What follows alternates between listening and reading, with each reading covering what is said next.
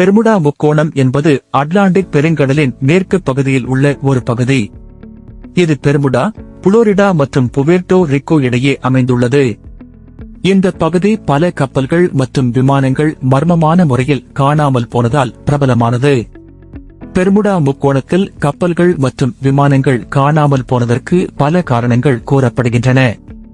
Bermuda முக்கோணத்தில் அடிக்கடி புயல்கள் மற்றும் சூறாவளிகள் ஏற்படும். இந்த மோசமான வானிலை கப்பல்கள் மற்றும் விமானங்களை மூழ்கடிக்க அல்லது விபத்துக்குள்ளாக்கக்கூடும். பெர்முடா முக்கோணத்தில் காந்த புல மாறுபாடுகள் உள்ளன. இந்த மாறுபாடுகள் கப்பல்கள் மற்றும் விமானங்களின் திசையை மாற்றக்கூடும். கப்பல்கள் மற்றும் விமானங்களின் காணாமல் போவதற்கு மனித தவறுகளும் ஒரு காரணமாக இருக்கலாம். கடலில் இருந்து மீத்தேன் வாயு கசிவதால் கப்பல்கள் மூழ்கடிக்கப்படலாம் என்று ஒரு கோட்பாடு கூறுகிறது. சிலர் வேற்று கிரகவாசிகள்தான் கப்பல்கள் மற்றும் விமானங்களை கடத்துகிறார்கள் என்று நம்புகிறார்கள். பெர்முடா முக்கோணத்தின் மர்மம் பல ஆண்டுகளாக மக்களை கவர்ந்துள்ளது.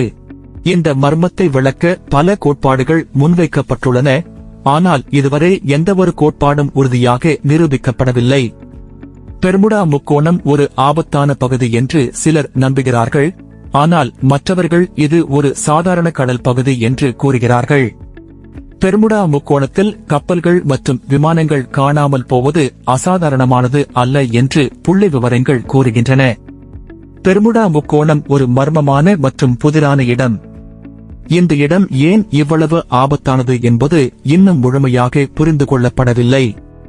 பெர்முடா முக்கோணத்தை பற்றி மேலும் அறிய நமது சேனலை சப்ஸ்கிரைப் பண்ணுங்க.